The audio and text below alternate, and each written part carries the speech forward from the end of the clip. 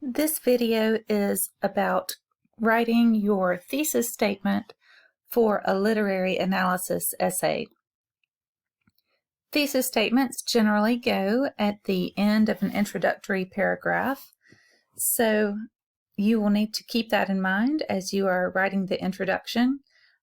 I always advise students to start with a working thesis statement, which is a statement that helps guide you to do your research and think about what you're going to write in your body paragraphs.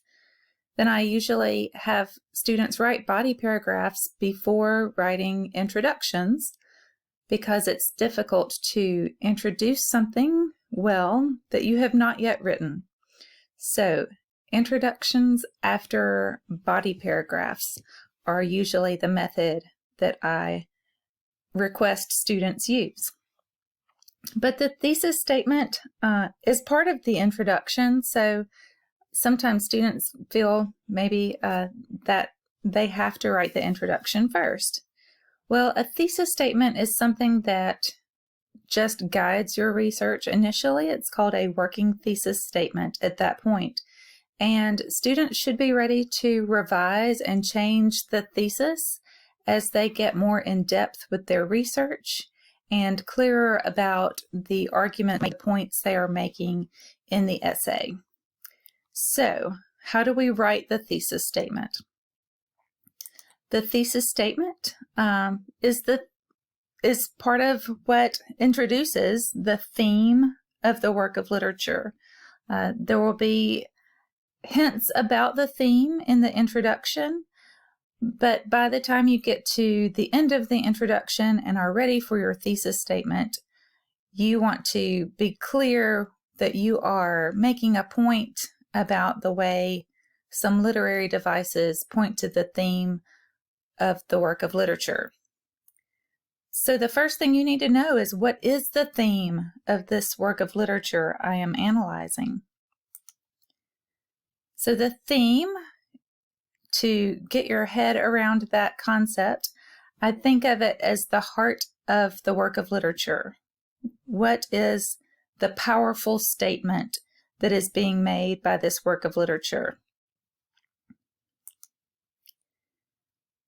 The theme can be thought of as a universal truth. I often use the word theme interchangeably with universal truth.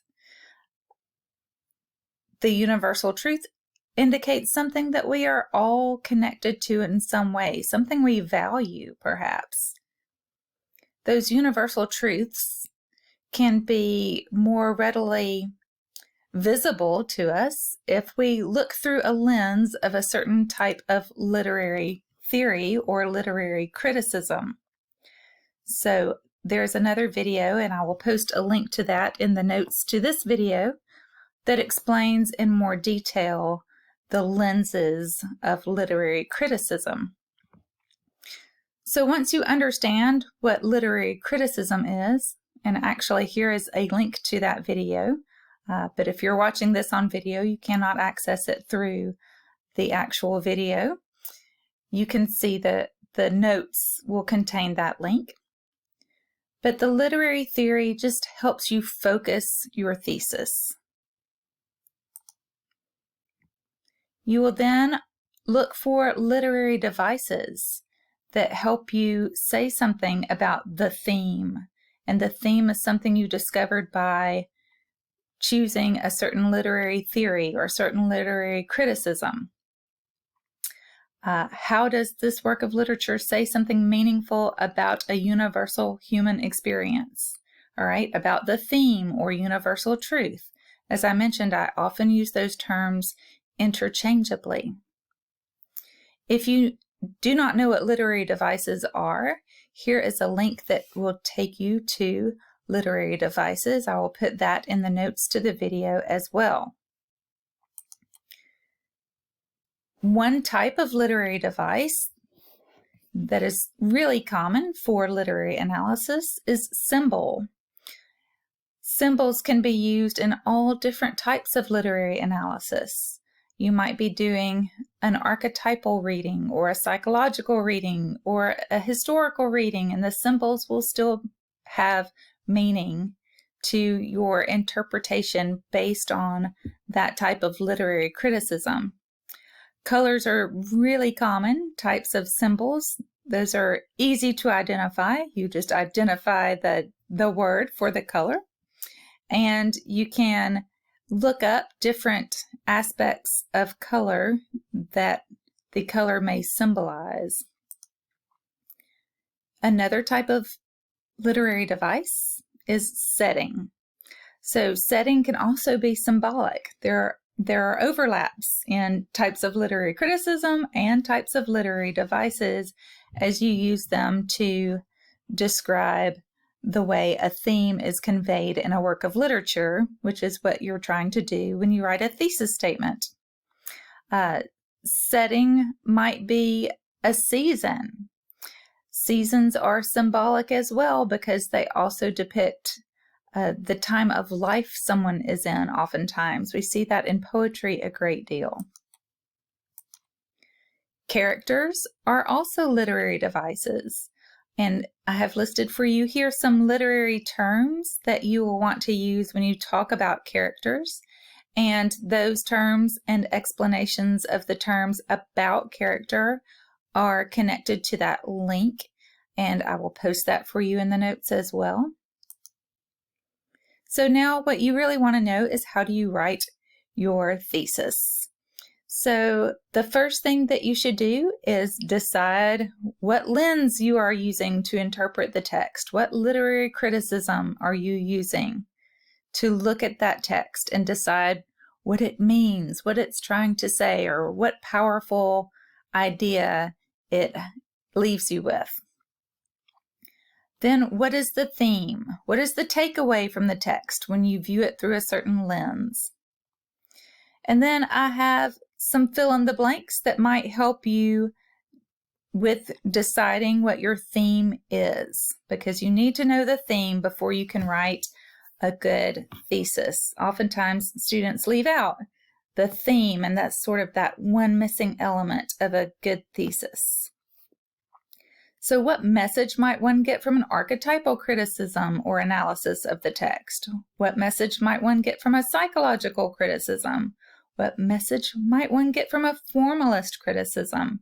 You can use any type of literary criticism in that blank. Just make sure that you are thinking about a certain aspect, a certain viewpoint that you are considering as you read the text to decide the theme. And then the next question, the final question you will ask is, what literary devices contribute to that theme? So finally, I have for you some templates that you might use.